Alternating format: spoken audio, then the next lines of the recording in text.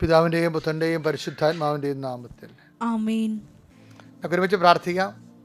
അമ്മേ, പരിശുദ്ധ അമ്മേ, അമ്മേ, പരിശുദ്ധ അമ്മേ, ദേവമാതാവേ, ദൈവമാതാവേ, അന്ന് അങ്ങ് കൃപാസനത്തിൽ പ്രത്യക്ഷപ്പെട്ട് വരാൻ പോകുന്ന മഹാദുരന്തത്തിൽ നിന്ന് രക്ഷപ്പെടാനും എല്ലാവർക്കും വേണ്ടി പ്രാർത്ഥിക്കുവാനും ആവശ്യപ്പെട്ടിട്ട് 20 വർഷം കഴിയുന്ന ഈ വേളയിൽ കൃപാസനത്തിലൂടെ ഞങ്ങൾക്കും ഞങ്ങളുടെ ഈ ദേശത്തിന് അങ്ങ് മധ്യസ്ഥം തേടി തന്ന എല്ലാ അനുഗ്രഹങ്ങൾക്കും കൃപകൾക്കും ഞങ്ങളിപ്പോൾ ഹൃദയം നിറഞ്ഞ നന്ദി പറയുന്നു.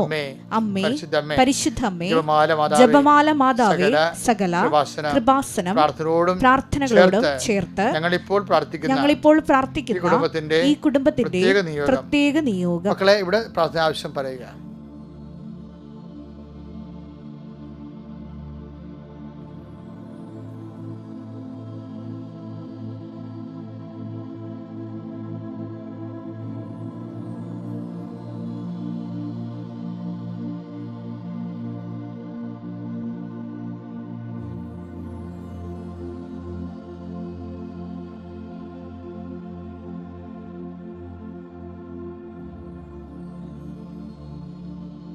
അമ്മയുടെ പ്രത്യക്ഷീകരണത്തിന്റെ ഈ ദ്വാദശക വേളയിൽ ഞങ്ങൾക്ക് സാധിച്ചു തരുവാൻ കനിയണമേ.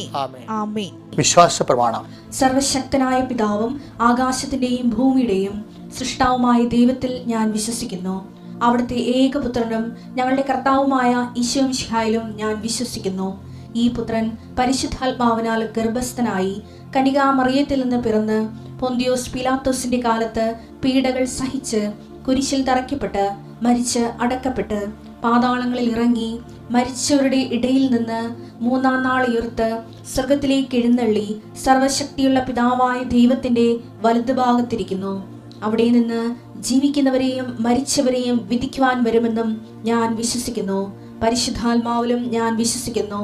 വിശുദ്ധ കത്തോലിക്കാ സഭയിലും പുണ്യവാന്മാരുടെ ഐക്യത്തിലും പാപങ്ങളുടെ മോചനത്തിലും ശരീരത്തിന്റെ ഉയർപ്പിലും നിത്യമായ ജീവിതത്തിലും ഞാൻ വിശ്വസിക്കുന്നു. ആമേൻ. സ്വർഗ്ഗസ്ഥനായ ഞങ്ങളുടെ പിതാവേ, അങ്ങയുടെ നാമം പൂജിതമാകണമേ. അങ്ങയുടെ രാജ്യം വരണമേ. അങ്ങയുടെ തിരുമനസ് സ്വർഗത്തിലെ പോലെ ഭൂമിയിലും ആകണമേ. അന്നു വേണ്ടുന്ന ആഹാരം ഇന്ന് ഞങ്ങൾക്ക് തരണമേ. ഞങ്ങളോട് തെറ്റ് ചെയ്യുന്നവരോട് ഞങ്ങൾ ക്ഷമിക്കുന്നത് പോലെ ഞങ്ങളുടെ തെറ്റുകൾ ഞങ്ങളോടും ക്ഷമിക്കണമേ. ഞങ്ങളെ പ്രലോഭനത്തിൽ ഉൾപ്പെടുത്തരുതേ, തിന്മയിൽ ഞങ്ങൾ രക്ഷിക്കണമേ. ആമേൻ. നന്മ നിറഞ്ഞ മറിയമേ, സ്വസ്തി. കർത്താവ് അങ്ങയുടെ കൂടെ സ്ത്രീകളിൽ അങ്ങ് അനുഗ്രഹിക്കപ്പെട്ടവളാകുന്നു. അങ്ങയുടെ ഉദരത്തിൻ ഫലമായി ഈശോ അനുഗ്രഹിക്കപ്പെട്ടവനാകുന്നു. പരിശുദ്ധ മറിയമേ, തമ്പുരാന്റെ അമ്മേ, പാപികളായ ഞങ്ങൾക്ക് വേണ്ടി ഇപ്പോഴും ഞങ്ങളുടെ മരണസമയത്തും തമ്പുരാനോട് അപേക്ഷിക്കണമേ. ആമേൻ. പ്രിയപ്പെട്ടവരെ, വളരെ സുന്ദരമായൊരു മുഹൂർത്തത്തിലേക്ക് നാം പ്രവേശിക്കുകയാണ്. കർത്താവിൻ്റെ നാമത്തിൽ ഈ ദിവസത്തെ സമർപ്പിക്കുന്നു. ഇത് മനോഹരമായ ഒരു സംഭവമാണ്. കാര്യം, അതാ ദിവസങ്ങളിലെ അതിരാവിലെ കർത്താവിൻ്റെ കൈപിടിച്ച് എഴുന്നേറ്റ് മാതാവിൻ്റെ കൈപിടിച്ച് നടക്കാൻ കഴിയണത് എന്തൊരു അനുഗ്രഹമാണ്. വിശ്വസിക്കുന്നവർക്കും ചിന്തിക്കുന്നവർക്കും ഇത് അപാരമായ ഒരു ആധ്യാത്മികതയാണ്. ശിരസ് നമിച്ച കൈകൾക്കൊപ്പി നമുക്ക് പ്രാർത്ഥന അനുഗ്രഹം പ്രാപിക്കാം. അച്ഛൻ്റെ കൂടെ പ്രാർത്ഥിക്കാവുന്നതാണ്. അമ്മേ, പരിശുദ്ധ അമ്മേ, അമ്മേ, പരിശുദ്ധ അമ്മേ, ദൈവമാതാവേ, അമ്മയുടെ പ്രത്യക്ഷീകരണത്തിന്റെ അടയാളങ്ങള് ഓരോ ദിവസവും ഞങ്ങൾ കണ്ടുകൊണ്ടിരിക്കുന്നു. അമ്മേ, പരിശുദ്ധ അമ്മേ, ഇപ്പോൾ ലോകം മുഴുവനും ശിരസ്സ് നമിച്ച് കൈകൾകൂപ്പി ഈ സുപ്രഭാതത്തിലെ അങ്ങയുടെ വലതുകരത്തിന്റെ ആണിപ്പിഴുതാർന്ന ആശീർവാദം സ്വീകരിക്കുന്ന നിമിഷങ്ങളെ ഓർത്ത് നന്ദി പറയുന്നു. മക്കളെ, ഹല്ലേലൂയ, ഹല്ലേലൂയ, ഹല്ലേലൂയ, ഹല്ലേലൂയ, എന്റെ കർത്താവിന്റെ ഉന്നതമായ നാമത്തിൽ സഭയുടെ അധികാരത്തിൽ കുരിശിന്റെ അടയാളത്തിൽ ദൈവശക്തിയായി ഞാൻ മക്കളെ ആശീർവദിക്കുന്നു. നിങ്ങളുടെ യാത്രകള്, ജോലികള്, ഇന്ന് ഏർപ്പെടുന്ന ഉദ്യമങ്ങള്, ഉദ്യോഗങ്ങള്, നിങ്ങളുടെ സഞ്ചാരങ്ങള്, നിങ്ങളുടെ ഇടപെടലുകള്, നിങ്ങളുടെ ഉത്തരവാദിത്തങ്ങള് എല്ലാം പരിശുദ്ധ ദേവമാതാവിനെ ഏൽപ്പിക്കുന്നു. കർത്താവേ, ഈ സുപ്രഭാതത്തിൽ അങ്ങയുടെ ദിവസനിധിയിൽ നിന്നുകൊണ്ട് കർത്താവ് അങ്ങയുടെ ദിവസം അങ്ങയുടെ നാമത്തെ മഹത്വപ്പെടുത്തിക്കൊണ്ട് ഞങ്ങളുടെ ജീവിത യാവനകൾക്ക് വേണ്ടിയുള്ള ഞങ്ങളുടെ യാത്രകളിൽ കർത്താവെ നീ സഹയാത്രികനാകണമെന്ന് പ്രാർത്ഥിക്കുന്നു. കർത്താവ്, മക്കളെ ഓർത്ത് വേവലാതി കൊള്ളുന്ന മാതാപിതാക്കന്മാരും പരീക്ഷയെ ഓർത്തും ജീവിതത്തെ ഓർത്തും മക്കളെ വേദനിക്കുന്ന മക്കളെയും അങ്ങയുടെ ദിവസനെ സാധിച്ച് പ്രാർത്ഥിക്കുന്നു. എൻ്റെ കർത്താവെ, നിന്റെ വിശുദ്ധ പൗരോഹിത്യത്തെ നീ മഹത്വപ്പെടുത്തണം. എൻ്റെ കർത്താവ് സഭയിലുള്ള സാന്നിധ്യം പ്രകടമാക്കണം. 38 വർഷം അർപ്പിച്ച കൃപാന്റെ ബലികളെ കൃപാസ്ഥാനത്താരെ ജീവനോടെ പ്രത്യക്ഷപ്പെട്ട പരിശുദ്ധ അമ്മയുടെ മാധ്യസ്ഥതയിൽ അവിടെ നടന്ന 10,000-കണക്കിന് ആരാധന ശക്തിയാൽ ഈ കുടുംബങ്ങളെ നീ ആശീർവദിക്കണം. ഇന്നത്തെ ഉദ്യമങ്ങളെ നീ ആശീർവദിക്കണം. രോഗികളെ നീ ആശീർവദിച്ച് സൗഖ്യപ്പെടുത്തണം. കർത്താവ് ഓരോരോ കോൺട്രാക്റ്റുകൾ കരാറുകളിലൊക്കെ ഏർപ്പെട്ടിരിക്കുന്നവർ അവർക്ക് നിർണായകമായ ദിവസമായിരിക്കും ഇന്ന് കർത്താവ് അങ്ങനെ സാന്നിധ്യം ഉണ്ടാകണം. രജിസ്ട്രേഷൻ പോണവരുണ്ട്, ഓരോരോ പരീക്ഷകൾ, പഠനങ്ങൾ, പറമ്പുകൾ ഒക്കെ രജിസ്ട്രേഷൻ പോകുന്നവരുണ്ട്. അതിനെല്ലാം മംഗളപരമായിട്ട് മനോഹരമായിട്ട് നടക്കാൻ ഇടയാക്കുന്ന കർത്താവ് സ്ഥാവര ജംഗമ വസ്തുക്കൾ, വീട്ടിന് ആവശ്യമായ കാരണങ്ങൾ, വീട്ടിൽ വളർത്തുന്ന മൃഗങ്ങൾ, അതുപോലെ തന്നെ വീട്ടിലെ ഉപകരണങ്ങൾ ഇങ്ങനെയൊക്കെ പർച്ചേസിന് പോകുന്നുണ്ട്. കടകമ്പോളങ്ങളും വ്യാപാര വ്യവസായ ശാലകളിലും ആവശ്യമായ സാധനം എടുക്കുവാനും കൊടുക്കുവാനും മേടിക്കുവാനും പോകുന്ന എല്ലാ മക്കളെയും നീ ആശീർവദിക്കണം. ചെക്കുകൾ ഒപ്പിടുന്ന ചെക്കുകൾ നീ ആശീർവദിക്കണം കർത്താവ്. ആ ചെക്കുകൾ എന്തെല്ലാം ഞങ്ങൾ എവിടെയെല്ലാം നിങ്ങൾ സൈൻ ചെയ്യുന്നുണ്ടോ, ഏതെല്ലാം രജിസ്റ്ററുകൾ ഞങ്ങൾ സൈൻ ചെയ്യുന്നുണ്ടോ, എന്തെല്ലാം പേപ്പർ ഞങ്ങൾ സൈൻ ചെയ്യുന്നുണ്ടല്ലോ, എന്തെല്ലാം അവിടെ എല്ലാം കർത്താവ് നിന്റെ സാന്നിധ്യം ഉണ്ടാകണം. ഞങ്ങൾ തെറ്റായി പോയാൽ നടക്കാത്ത കാര്യമാണ് ഞങ്ങൾ പിന്തിരിപ്പിക്കുന്നത്, പ്രാർത്ഥിക്കുന്നത്. നടക്കുന്ന കാര്യമാണ് കർത്താവ് എത്രയും വേഗം കാലപിടിപ്പും കൂടെ കർത്താവ് അത് നിറവേറ്റാൻ ഇടയാക്കണം പ്രാർത്ഥിക്കുന്നു. എൻ്റെ കർത്താവിൻ്റെ ഉന്നതമായ നാമത്തിൽ കർത്താവ് പരസ്പരമുള്ള സംസാരങ്ങൾ, ചർച്ചകൾ, തീരുമാനങ്ങൾ, ഇന്നെടുക്കുന്ന ഓരോ കാര്യങ്ങളെയും കർത്താവ് അങ്ങ് ഏറ്റെടുക്കണം പ്രാർത്ഥിക്കുന്നു കർത്താവ് ഇന്നെടുക്കുന്ന കർത്താവ് ഒന്നും കണ്ടല്ല, ആരെയും കണ്ടല്ല, അങ്ങേ മാത്രം കണ്ടുകൊണ്ട് ചില ആൾക്കാർ എഗ്രിമെന്റ് ചെയ്യുന്നുണ്ട്, ചില ആൾക്കാർ വ്യവസ്ഥ പറയുന്നുണ്ട്, ചില ആൾക്കാർ ചില ഡേറ്റുകൾ ഫിക്സ് ചെയ്യുന്നുണ്ട്. അവരെല്ലാവരും കർത്താവിനെ സംബന്ധിച്ച് പ്രാർത്ഥിക്കുന്നു. എൻ്റെ കർത്താവിൻ്റെ ഉന്നതമായ നാമത്തിൽ സഭയുടെ അധികാരത്തിൽ കുരിശിൻ്റെ അടയാളത്തിൽ ദൈവത്തിൻ്റെ ശക്തിയാൽ ഇടിച്ചിറങ്ങി കർത്താവിൻ്റെ ശക്തി നിനക്ക് ആവശ്യിക്കട്ടെ. കർത്താവ് വിശുദ്ധ പൗരോഹിത്യത്തെ മഹത്വപ്പെടുത്തവേ സഭയിലുള്ള സാന്നിധ്യം പ്രകടമാക്കണമേ. എൻ്റെ കർത്താവിൻ്റെ ഉന്നതമായ നാമത്തിൽ സഭയുടെ അധികാരത്തിൽ കർത്താവിൻ്റെ വിശുദ്ധമായ രക്തത്താൽ നിങ്ങൾ തളിക്കപ്പെടട്ടെ. മാരകമായ രോഗങ്ങൾ, തീരാവേദികൾ, ജീവിത ദുരിതങ്ങൾ, ഹൃദയത്തിൻ്റെ ഭാരങ്ങൾ, ഡിപ്രഷൻ ബാധിച്ച മാനസിക അവസ്ഥകളെല്ലാം യേശുക്രിസ്തു നാമത്തിൽ എല്ലാ പ്രശ്നങ്ങളും മഞ്ഞുപോലെ ഉരുകി കർത്താവ് കാറ്റുപോലെ കടന്നു പോകട്ടെ. എൻ്റെ കർത്താവിൻ്റെ ഉന്നതമായ നാമത്തിൽ നിങ്ങൾ സുഖപ്പെടുകയും നിങ്ങളെ ഇന്ന് ബാധിക്കുന്ന മുഴുവൻ വിഷയങ്ങൾ പരിശുദ്ധയുടെ മാധ്യസ്ഥനെ ഏൽപ്പിച്ചുകൊണ്ട് ഈശോയ്ക്ക് ഏൽപ്പിച്ചുകൊണ്ട് ദൈവത്തിൻ്റെ സ്തുതികൾ അർപ്പിക്കുന്നു. യേശുവേ സ്തോത്രം, യേശുവേ നന്ദി. എൻ്റെ കർത്താവിനുമായ നാമത്തെ സഭയുടെ അധികാരത്തിൽ കുരിശിൻ്റെ അടയാളത്തിൽ ദൈവത്തിൻ്റെ ശക്തികൾ ഇന്നത്തെ ദിവസത്തിലെ മക്കളെ ഈശോ ആശീർവദിക്കുകയും കൃപാസനത്തിലെ സാക്ഷ്യങ്ങൾ പറയുന്ന പോലെ വലിയ സാക്ഷ്യങ്ങൾ പറയാൻ ദൈവം നിങ്ങൾക്ക് അടയാളം നൽകി അനുഗ്രഹിക്കുകയും ചെയ്യട്ടെ. എൻ്റെ പ്രിയപ്പെട്ട നമ്മളിന്ന് വായിക്കുന്നത് നമുക്കറിയാമല്ലോ പ്രിയപ്പെട്ടവരെ, അതായത് നമ്മളെ ഓരോ ദിവസവും ആത്മാവിലെയും ആത്മീയതയിലും ക്രിസ്തുവിലും വളരണമെന്നാണ് ദൈവം ആഗ്രഹിക്കുന്നത്. നമ്മുടെ കോശങ്ങൾ തന്നെയാണ്. ഇന്നലെ എത്രയോ പുതിയ കോശങ്ങൾ രാത്രി ഉണ്ടായല്ലേ. ഞങ്ങളുടെ നാട്ടിലൊക്കെ ആൾക്കാർ ഈ കായലിലൊക്കെ വീശാൻ പോകുന്നതൊക്കെ ഉറക്കം നിൽക്കേണ്ടി വരും. ഉറക്കം നിന്നൊക്കെയാണ് വീശണത്, അല്ല വീശണത്. അവർ 100 ഗ്രാം ഈന്തപ്പഴം മേടിച്ചിട്ട് പോകും. അപ്പം ഞാൻ ഇടയ്ക്ക് ഒരു ദിവസം വീശി കഴിഞ്ഞ് വന്ന ആൾക്കാരുടെ കണ്ടുമുട്ടിയപ്പോൾ ഞാൻ രാത്രി കഴിച്ചതിൻ്റെ ബാക്കി ഈന്തപ്പഴം ഞാൻ മടിയിൽ മീൻപിറ്റ കാശും കൊണ്ടുവരികയാണെന്ന്. പ്രിയപ്പെട്ടവരും അടുപ്പമുള്ളവർക്ക് വേണം, ഇടവക്കാരാണ്. നല്ല ചെയ്ത് ഈന്തപ്പഴം കൊണ്ടുപോയി. ഞാൻ ഈന്തപ്പഴം എന്തിനാണ് പറഞ്ഞ്, ഈന്തപ്പഴം രാത്രി ഉറക്കം നിൽക്കുമ്പോൾ കുറേ ബ്ലഡ് നമുക്ക് നഷ്ടപ്പെടത്തില്ലേ. അപ്പോൾ ഈ പാവപ്പെട്ട മനുഷ്യർക്ക് എന്തുമാത്രം കൃത്യമായിട്ട് കാര്യങ്ങൾ അറിയാമെന്ന് നോക്കിയേ. അപ്പോൾ രക്തം ഉണ്ടാകാൻ വേണ്ടി ഈന്തപ്പഴം രാത്രി കഴിക്കുമെന്ന് നമ്മൾ ബേസ് ദൈവം നിങ്ങൾ അനുഗ്രഹിക്കട്ടെ. എനിക്കത് പുതിയ അറിവായി കിട്ടി. അപ്പോൾ നമ്മളെ സംബന്ധിച്ചിടത്തോളം നമ്മുടെ കോശങ്ങളും അതുപോലെ ബ്ലഡും ഒക്കെ നഷ്ടപ്പെടുമ്പോൾ തിരിച്ച് നമുക്കത് ലഭിക്കണ്ടേ. അപ്പം അതുകൊണ്ട് തന്നെ ആധ്യാത്മികയിൽ ഇതുപോലെ കോശ വളർച്ചയുണ്ട്. ആധ്യാത്മിക കോശം എപ്പോഴും ഇപ്പോൾ കരിസ്മാറ്റിക് കാലങ്ങളിൽ ആൾക്കാർ കല്യാണമൊക്കെ കഴിക്കാൻ വേണ്ടി മകളെയൊക്കെ ഞാൻ കല്യാണമൊക്കെ കല്യാണം ഒത്താ പെണ്ണിൻ്റെ അപ്പനൊരു പ്രാർത്ഥനക്കാരനാണെന്ന് പറയും. അപ്പോൾ ഞാൻ പ്രാർത്ഥനക്കാരനാണ്. അങ്ങനെ പുതിയൊരു ആൾക്കാർ ഒരു വർഗം ഉണ്ടാകുകയാണ്. അപ്പോൾ എന്താ സംബന്ധിച്ചാൽ അയാൾ പ്രാർത്ഥനയ്ക്ക് നടക്കുന്നയാളാണെന്ന് വീടുകളിലൊക്കെ പ്രാർത്ഥിച്ച്. പക്ഷേ എന്താ പ്രോബ്ലം വെച്ച് കഴിഞ്ഞാൽ പ്രാർത്ഥനയേക്കാൾ പ്രധാനപ്പെട്ടതാണ് ആദിമസഭയിലെ പ്രബോധനങ്ങൾ. പ്രാർത്ഥന ഒരു ഘട്ടമാണ്. നമ്മൾ സാധാരണ വിശ്വാസി, പ്രാർത്ഥനയുള്ള ആൾ, സാക്ഷ്യപ്പെടുത്തുന്ന ആൾ, അതിനുശേഷം പിന്നീട് നമ്മൾ പ്രബോധിപ്പിക്കുന്നവരായിട്ട് മാറും. നമുക്ക് ആ വചനം എടുക്കാം. അതായത് ഞാൻ ഉദ്ദേശിച്ചെന്നറിയാം, നിങ്ങൾ ഏത് നിലവാരത്തിലുണ്ടായാലും ഇന്നലത്തെ ആധ്യാത്മികത ഇന്ന് പറ്റത്തില്ല. ഇന്ന് കുറച്ചുകൂടി വളർച്ച ദൈവദൃശ്യനെ കാണിക്കുമ്പോഴാണ് വിശ്വാസം നീതീകരിക്കുന്നത്. 6:1 എടുത്ത് ഹെബ്രായ ലേഖനം. അതിനാൽ ക്രിസ്തുവിന്റെ വചനത്തിന്റെ പ്രഥമ പാഠങ്ങൾ. അപ്പൊ ക്രിസ്തുവിന്റെ വചനത്തിൽ പല പാഠങ്ങളുണ്ടെന്ന് അർത്ഥം. പ്രഥമ പാഠങ്ങൾ പിന്നിട്ട് നമുക്ക് പക്വതയിലേക്ക് വളരാം. അപ്പോൾ പ്രഥമ പാഠങ്ങളിൽ കുറച്ച് പ്രാർത്ഥനയും നമസ്കാരവും ഒക്കെ ആയിരിക്കും. ഇപ്പോഴും ആൾക്കാർക്ക് നമസ്കാരവും പ്രാർത്ഥനയും മാത്രമേ ഉള്ളെങ്കിൽ നിങ്ങൾ ഇതിൻ്റെ അകത്തൊരു 4ാം ക്ലാസ്സുകാരനാണ്, അല്ല 4ാം ക്ലാസ്സുകാരത്തിയാണ്. പിന്നെ എന്താണ്? പക്വതയൊക്കെ വളരാൻ. എങ്ങനെ വളരണമെന്നാണ് പറയണത്? 1 കൊരിന്ത്യർ 14:26 എടുത്തേ. നിങ്ങൾ സമ്മേളിക്കുമ്പോൾ ഓരോരുത്തർക്കും ഒരു സങ്കീർത്തനമോ സാരോപദേശം എന്ന് പറയുന്നത് പ്രബോധനമാണ്, ഉപദേശിക്കുക. അത് കൗൺസിലിംഗ് ആണ് ഉദ്ദേശിക്കുന്നത്. അതായത് ഇപ്പൊ ഇന്ന് കൃപാസനത്തിൽ ഒരു അച്ഛൻ രാവിലെ കുർബാനയിൽ പറഞ്ഞു, കേരളത്തിൽ കഴിഞ്ഞ കൊല്ലവും 2023 9,000 പേര് ആത്മഹത്യ ചെയ്ത്, 2024 10,000 പേര് ആത്മഹത്യ ചെയ്തെന്ന് പറയുന്നത്. അപ്പോഴെന്നെ പ്രശ്നം വെച്ച് കഴിഞ്ഞാൽ ഏറ്റവും ആവശ്യമായി വന്നിരിക്കുന്നത് കൗൺസിലിംഗ് ആണ്. ആദിമസഭയിൽ അത് ഉണ്ടായിരുന്നു. നമ്മൾ ഇന്ന് കൗൺസിലിംഗ് അച്ഛന്മാരെയും ബ്രദേഴ്സിനെയൊക്കെ ഏൽപ്പിക്കുക, അങ്ങനെയല്ല. നമ്മൾ ഓരോരുത്തരും ആ വചനം വായിച്ച് നിങ്ങൾ ഹെബ്രായർ 5:12 വായിച്ച് നോക്കിയേ. ഇതിനകം നിങ്ങളെല്ലാവരും പ്രബോധകരാകേണ്ടിയിരുന്നവരാണ്. അതാണ് സംഭവം, പ്രബോധകരാകേണ്ടിയിരുന്നവരാണ്. അതായത് സഭ വളരുമ്പോൾ ഇതുപോലെയുള്ള എല്ലാ വിഷയങ്ങൾക്കും ആ വളർച്ച, ജനങ്ങൾ വ്യത്യസ്തമായ സാഹചര്യങ്ങളല്ലേ ഇപ്പോൾ പോണത്.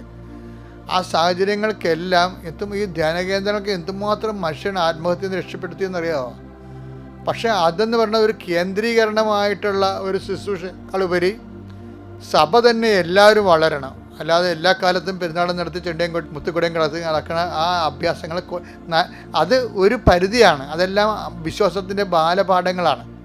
അത് പിന്നിട്ടിട്ട് എന്ത് ചെയ്യണം? നമ്മൾ പ്രബോധകരായി മാറണം. പരസ്പരം ഉപദേശിക്കാനുള്ള കഴിവുണ്ടാകണം. അതിന് പരസ്പരം ഉപദേശിക്കാൻ കഴിയുന്നവരുമ്പോൾ ആ കഴിയണമെങ്കിൽ എന്ത് ചെയ്യണം?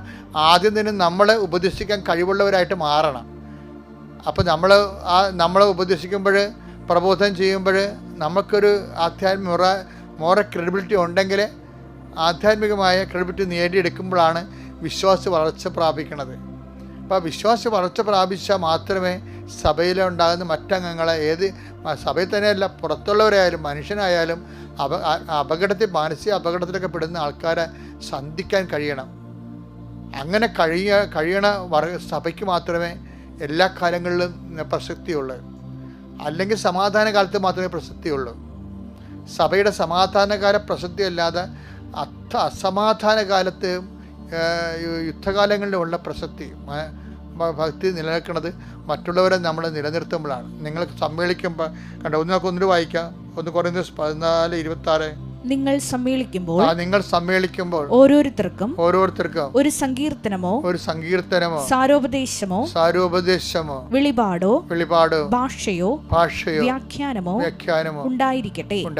ഇവയെല്ലാം ആത്മീയോത്കർഷത്തിനായി ഉപയോഗപ്പെടുത്തുകയും ചെയ്യട്ടെ. ആത്മാവിൽ വളരാനും കൃപയിലും നിലനിൽക്കാനും വേണ്ടി പരസ്പരം ഉപദേശിക്കാൻ നമ്മൾ ബാധ്യസ്ഥരാണ്. അപ്പം അങ്ങനെയുള്ളവരുടെ എണ്ണം നേരത്തെ കൂടുതലായിരുന്നു ശരിക്കും. ഇപ്പോൾ വിൻസെൻ്റ് ഇപ്പോൾ ഉണ്ടായിരുന്നു നമുക്ക്, അതുപോലെ തന്നെ സൊഡാലിറ്റി ലിജോ മേരി ഉണ്ടായിരുന്നു. അവരൊക്കെ പണ്ട് നല്ല പ്രബോധകരായിരുന്നു ശരിക്കും. ഇന്നിപ്പോൾ വീട് വെച്ച് കൊടുക്കുന്ന ആൾക്കാരും ഉപവിപ്രവർത്തനങ്ങൾ മാത്രം ചെയ്യും. ഉപവിപ്രവർത്തനങ്ങളൊക്കെ കാശ് സമയം ഉണ്ടെങ്കിൽ ആർക്കും ചെയ്യാൻ പറ്റും. പക്ഷേ ആത്മാവുണ്ടെങ്കിൽ മാത്രമേ പ്രബോധകരാകാൻ പറ്റത്തുള്ളൂ. അപ്പോൾ അത് സീരിയസ് വിഷയമാണ്. സഭയുടെ സ്വത്തെന്ന് പറയുന്നത് പരിശുദ്ധാത്മാവിൻ്റെ ദാനങ്ങളായ ഇതുപോലുള്ള പ്രബോധനങ്ങളാണ്. വളരുന്നവരെ പ്രാർത്ഥനയെ മാത്രം വളരാതെ പ്രബോധനത്തിൽ വളർന്ന് മറ്റുള്ളവരെ നിലനിർത്താൻ സാധിക്കണം. നമ്മൾ നിലനിൽക്കുകയും ചെയ്യണം, മറ്റുള്ളവരെ നിലനിർത്താനും കൂടി എന്നെ ഉപകരണമാക്കണമെന്ന് ഓരോ ദിവസവും പ്രാർത്ഥിച്ചാൽ നമുക്കതിനെ നിലനിൽക്കാൻ കഴിയും. നമ്മുടെ ഒപ്പം മറ്റുള്ളവരെയും. ദൈവം നിങ്ങളെ അനുഗ്രഹിക്കട്ടെ. പിതാവിൻ്റെയും പുത്രൻ്റെയും പരിശുദ്ധാത്മാവിൻ്റെയും നാമത്തിൽ ആമേൻ. പരിശുദ്ധ ദൈവമാതാവിൻ്റെ കരം പിടിച്ച് പിതാവിനെ മുഖാഭിമുഖം കാണുവാൻ ഈ ഭൂമിയിലായിരുന്നുകൊണ്ട് മരിയൻ ഉടമ്പടി എടുത്തുകൊണ്ട് കൂടുതൽ വിശ്വസ്തയോടെ തീക്ഷ്ണതയോടെ ഉടമ്പടി നിബന്ധനകൾ പാലിച്ച് മുന്നേറാൻ ഉതകുന്ന ലിവിങ് ഓറക്കിൾസ് ജീവവചസ്സുകൾ എന്ന വലിയ ശുശ്രൂഷയുടെ 14ാമത്തെ എപ്പിസോഡിലേക്ക് എല്ലാവരെയും സ്നേഹപൂർവ്വം സ്വാഗതം ചെയ്യുന്നു. ഇന്ന് നമ്മൾ സാക്ഷ്യ വചന വിശകലനത്തിനായിട്ട് എടുത്തിരിക്കുന്നത് തണ്ണീർമുക്കത്തു നിന്നുള്ള രശ്മി എന്ന ഒരു കോളേജ് പ്രൊഫസറിൻ്റെ സാക്ഷ്യമാണ്. മാതാവിന് ഒരുപാട് നന്ദി. എൻ്റെ പേര് രശ്മി, ഞാൻ വരുന്നത് തണ്ണീർമുക്കത്തു നിന്നാണ്. ഈ സാക്ഷ്യം ഞാൻ പ്രത്യേകമായിട്ട് തിരഞ്ഞെടുക്കാൻ കാരണം കൃപാസനത്തിലെ ദൈവ മാതാവ് പീഡിതരുടെ ആശ്വാസമായ ദൈവമാതാവാണ്. നമ്മൾ എല്ലാ ദിവസവും രാവിലത്തെ പ്രത്യക്ഷീകരണ പ്രാർത്ഥനയിൽ ആവർത്തിച്ച് ചൊല്ലുന്ന ഒരു മരിയൻ അപദാനമാണ് പീഡിതരുടെ ആശ്വാസം എന്ന്. ഇപ്രകാരം കഴുത്തിൻ്റെ വേദനയാൽ ബുദ്ധിമുട്ടുന്ന ഒരു കോളേജ് പ്രൊഫസറിൻ്റെ ജീവിതത്തിലേക്ക് ദൈവമാതാവ് ആ മകളുടെ യോഗ്യത നോക്കാതെ സന്ദർശിച്ച് സുഖപ്പെടുത്തിയ വലിയൊരു സാക്ഷ്യാനുഭവമാണ് നമ്മളിന്ന് ഈ ഒരു ലിവിങ് ഒറക്കിൾസിൻ്റെ എപ്പിസോഡിൽ എടുത്തിരിക്കുന്നത്. അപ്പോൾ ഈ പ്രൊഫസർ പറയുന്നത് ഇപ്രകാരമാണ്: ഞാൻ ട്രെയിനിൽ യാത്ര ചെയ്യുമ്പം ഞാൻ മാതാവിനെ കുറിച്ച് കേട്ടിട്ടുണ്ട്. ഇവിടെ അടുത്താണെങ്കിലും പോലും ഞാൻ വരാറില്ല. അങ്ങനെ ഈ ട്രെയിനിൽ ഒരു അമ്മയും കൊച്ചിനെയും കണ്ടു. അപ്പം ഈ അമ്മ എന്നെ കണ്ടപ്പോൾ തൊട്ട് മാതാവിൻ്റെ കാര്യങ്ങളാണ് പറഞ്ഞുകൊണ്ടിരിക്കുന്നത്, കൃപാസന മാതാവിൻ്റെ. അപ്പം ഞാൻ വിചാരിക്കുന്നുണ്ട്, എനിക്കൊരു പരിചയമില്ല, ഇവരെന്താണ് അങ്ങനെ പറഞ്ഞുകൊണ്ടിരിക്കുന്നതെന്ന് എനിക്ക് അറിഞ്ഞൂടാ. അപ്പോൾ അവരെന്നെ നോക്കി കൃപാസന മാതാവിൻ്റെ കാര്യങ്ങളൊക്കെ പറയുകയും അവർക്ക് സാധിച്ച കാര്യങ്ങളൊക്കെ പറയുകയും ചെയ്തു. പിന്നെ ഇവരുടെ സ്ഥലം ചോദിക്കുന്നുണ്ടെങ്കിലും ഇവർ സ്ഥലം കൃത്യമായിട്ട് എനിക്ക് പറഞ്ഞു തരുന്നില്ല. കുറച്ച് കഴിഞ്ഞപ്പം ഇവർ പറഞ്ഞു, ഞാൻ പ്രാർത്ഥിക്കാം, കൃപാസന മാതാവിനോട് പ്രാർത്ഥിക്കാം, പക്ഷേ എനിക്കൊരു ഉറപ്പ് തരണം, ഈ പെയിൻ മാറിയ ഉടനെ തന്നെ മാതാവിൻ്റെ അടുത്ത് പോകുമെന്ന്. ഈ അമ്മയും കുഞ്ഞും ഉള്ള ആ രണ്ടുപേര് വ്യക്തികൾ, ഈ അമ്മ ഈ കോളേജ് പ്രൊഫസറിനോട് കമ്മ്യൂണിക്കേറ്റ് ചെയ്യുന്നത്. ഈ പ്രൊഫസർ രശ്മി ഇതെല്ലാം ശ്രദ്ധയോടെ കേൾക്കുന്നുണ്ട്. അപ്പോൾ ഈ മകൾ ഇത്രയും വിദ്യാഭ്യാസമൊക്കെ ഉള്ളതുകൊണ്ട്, ദൈവസ്നേഹത്താൽ ആഴപ്പെടാത്തത് കൊണ്ട് ഈ മകൾ ആദ്യം ചിന്തിക്കുന്നത് ഇപ്രകാരമാണ്: അപ്പം ഞാൻ വിചാരിച്ച് ഈ 2-3 മാസമായിട്ടും ഒരു മാറാത്തൊരു പെയിൻ എങ്ങനെയാണ് പുള്ളിക്കാരി പറയുന്ന ഉടനെ മാറുന്നത്. പക്ഷേ കൃപാസനത്തിലെ മാതാവ് നിങ്ങൾക്കറിയാവുന്ന പോലെ സഞ്ചാരി മാതാവാണ്. ഒപ്പം തന്നെ സമയത്തിൻ്റെ മേൽ വലിയ മധ്യസ്ഥ സ്വാധീനമുള്ള ദൈവമാതാവാണ്. ഈ അമ്മ ഈ രശ്മിയോട് കമ്മ്യൂണിക്കേറ്റ് ചെയ്ത് കുറച്ച് സമയത്തിനുള്ളിൽ, അപ്പോൾ എനിക്ക് കൂടെ എൻ്റെ ഫാക്കൽറ്റീസ് ഉണ്ട്, ഞാൻ കോളേജിലാണ് പഠിപ്പിക്കുന്നത്. ഇവരൊക്കെ അത്ര വിശ്വസിക്കുന്ന ആൾക്കാരല്ല. അപ്പോൾ ഇവരത്ര മൈൻഡ് ചെയ്യുന്നില്ല. അപ്പോൾ എന്നെയും വഴക്കിടുന്നുണ്ട്, എന്തിനാ ഇങ്ങനെയൊക്കെ സ്ട്രേഞ്ചേഴ്സായിട്ട് സംസാരിക്കുന്നത്. അപ്പോൾ ഞാൻ പറഞ്ഞു, ഒന്നും ദോഷം വന്നില്ലല്ലോ. അപ്പോൾ ഒരു 5 മിനിറ്റ് കഴിഞ്ഞപ്പോൾ എനിക്ക് എൻ്റെ പെഡലി ഫുള്ളും മൂവ് ചെയ്യാൻ ഇങ്ങോട്ടും അങ്ങോട്ടും പറ്റുന്നു. അപ്പം ഞാനിത് താങ്ക് യു പറയാൻ വേണ്ടി ആ ലേഡിയോട് നോക്കിയപ്പോൾ ആ ലേഡീനെയും കാണുന്നില്ല. അപ്പോൾ ഇവർക്ക് മനസ്സിലായി ഇത് ഒരു അമ്മയും കുഞ്ഞും ആയിരുന്നില്ല, അത് ദൈവമാതാവ് തന്നെയായിരുന്നു. കാരണം ഇവരോട് സ്ഥലം ചോദിക്കുമ്പോൾ ഇവർ പറഞ്ഞില്ലായിരുന്നു. അങ്ങനെ സ്വർഗം സന്ദർശിക്കാൻ തിരുമനസ്സായ ഒരു മകളുടെ സാക്ഷ്യമാണിത്.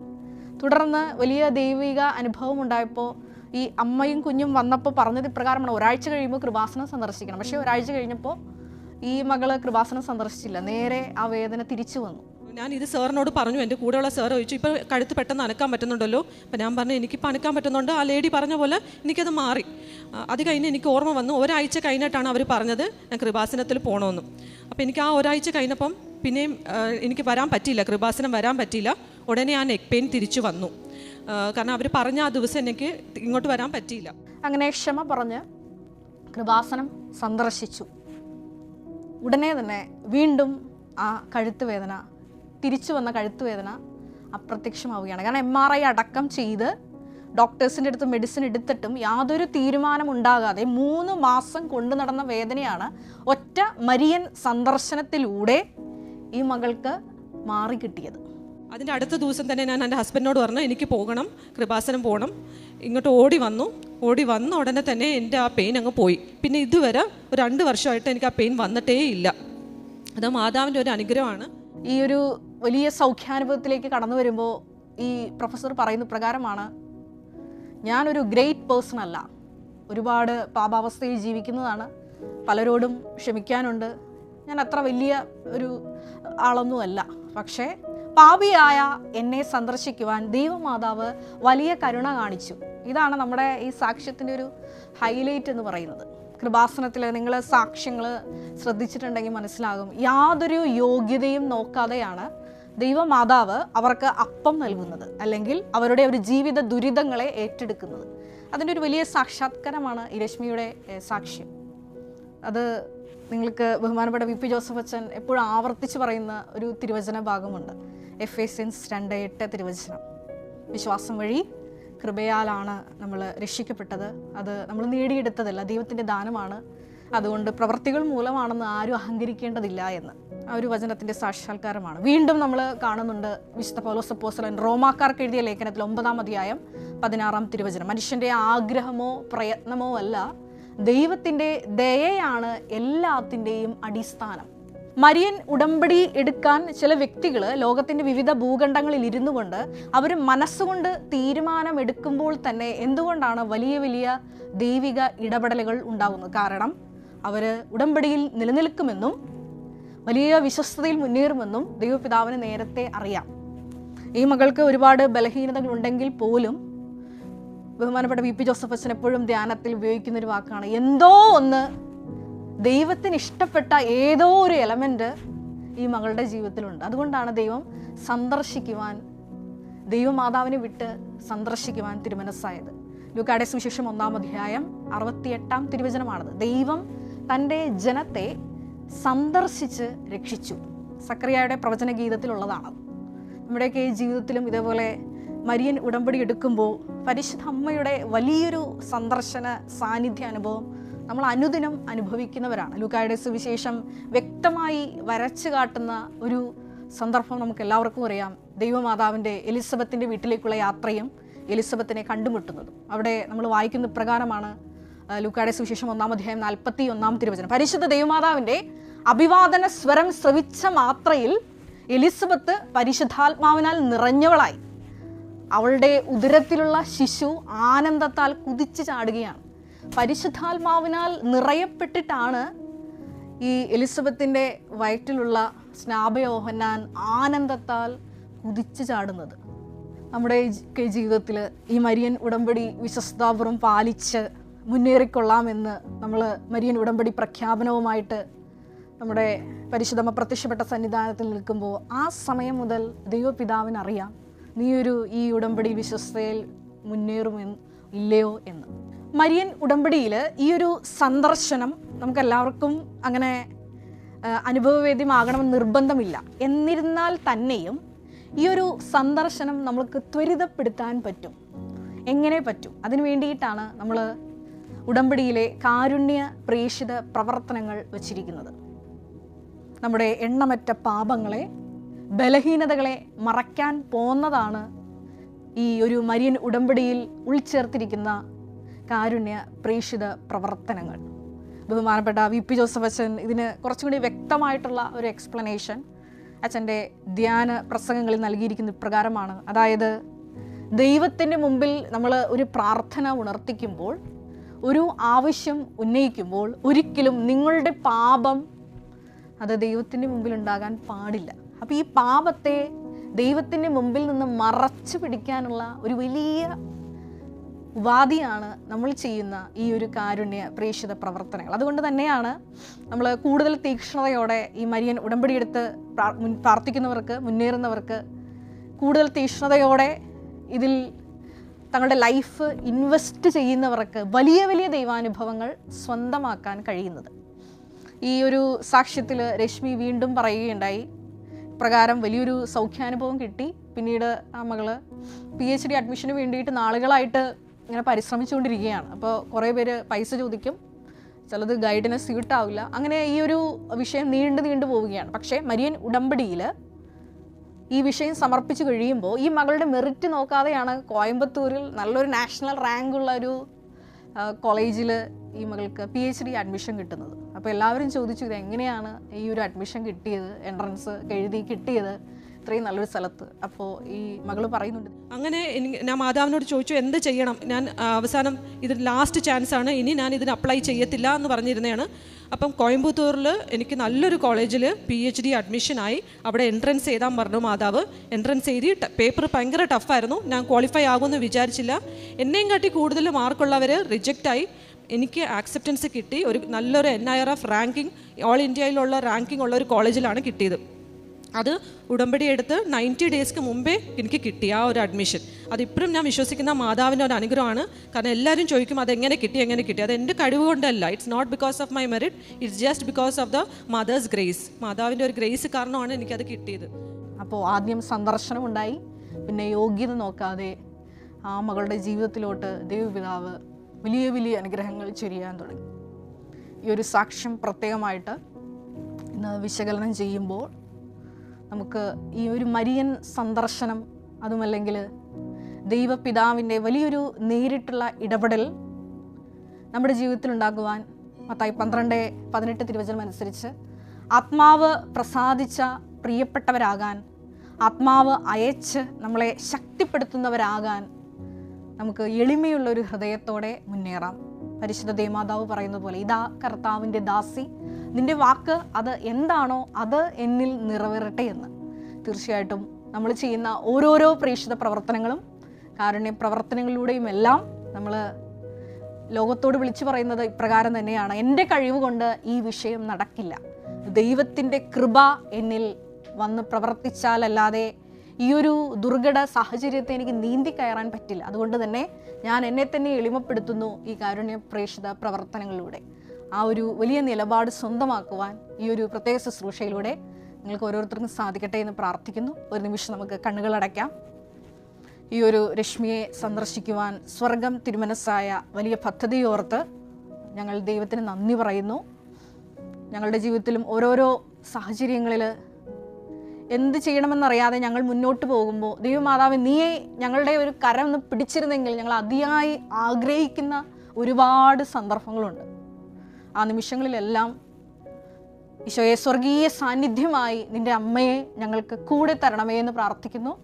അതിന് ഞങ്ങൾ എടുത്തിരിക്കുന്ന ഉടമ്പടിയെ ഒരു ഉപകരണമാക്കണമേ എന്ന് പ്രാർത്ഥിക്കുന്നു. കർത്താവായ ക്രിസ്തു വഴി ഞങ്ങൾ സമർപ്പിക്കുന്ന പ്രാർത്ഥന കേട്ടറിയണമേ. Ave Maria.